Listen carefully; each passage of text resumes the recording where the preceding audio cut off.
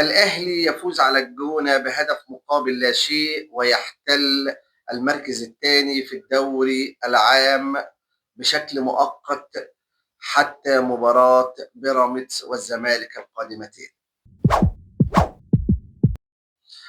بسم الله الرحمن الرحيم، أهلا وسهلا بكم في قناتكم الكورة تحت الضغط، وكل عام وحضراتكم بخير بمناسبة شهر رمضان الكريم.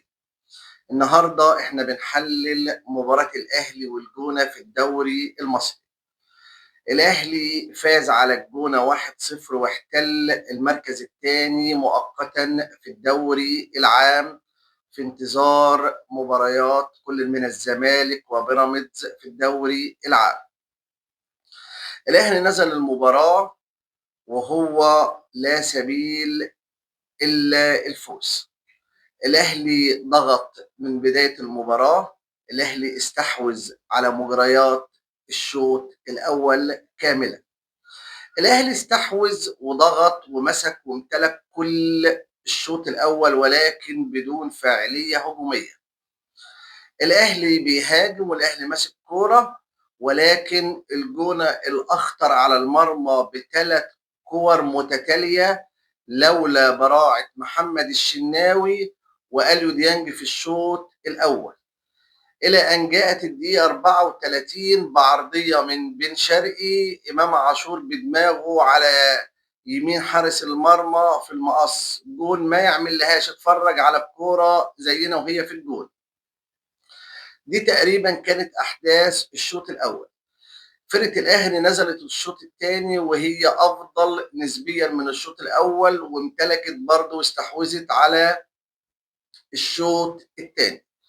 والأهلي اتحسن أكتر لما خرج محمد بن رمضان وإمام عاشور لعب في نص الملعب، وطرفين بقى الشحات وبن شرقي. الأهلي بقى بيروح بهجمات أسرع وأكتر، وفعالية الأهلي الهجومية زادت قوي على مرمى الجونة. ولكن ظاهرة غريبة يا جماعة هي إهدار الفرص. لعيبة الأهلي بقت بتتسابق زي الدوري اللي فات في إهدار الفرص. إمام عاشور والشحات وأوتاكا حاجة في منتهى الغرابة. اللي الأهلي في كل ماتش بقى بيضيع فرص كتير جدا، لدرجة اللي في الست دقايق اللي الحكم حسبهم الاهلي كان هيجي في جول في الدقيقه 94 لولا برضه براعه محمد الشناوي وبالعمري.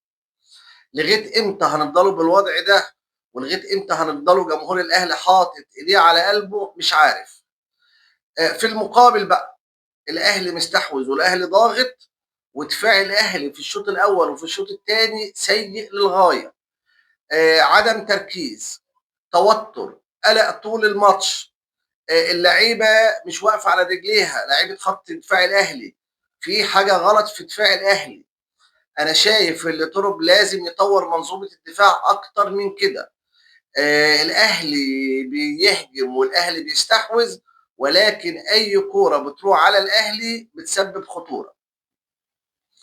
دي تقريبا كانت احداث الشوط الاول والشوط الثاني بفوز الاهلي على الجونه واحتل المركز الثاني مؤقتا زي ما قلنا. عاوزين نطلع من ايجابيات وسلبيات ماتش الاهلي. خلينا نبدا بالايجابيات الاول، وهنقوله يوسف بالعمري لاعب النادي الاهلي، لاعب مفيش احسن من كده، ادى اداء في منتهى الجمال. جميل جدا يوسف بالعمري. الحاجه الثانيه امام عاشور وعودته للملعب.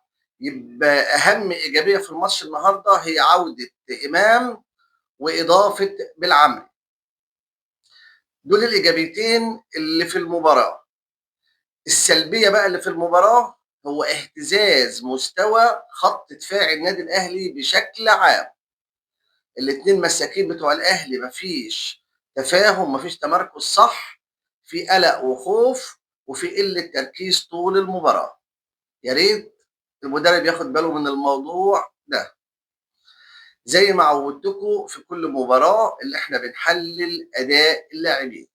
محمد الشناوي 8، محمد هاني 6، ياسر إبراهيم 5، ياسين مرعي 6، بالعمري 10، مروان عطية 5، محمد بن رمضان 4، ألي ديانج 5، إمام عاشور 9، بن شرقي 5، كاموتش 4، حسين الشحات 3، مروان عثمان 4، يسترب مدرب الأهلي 6.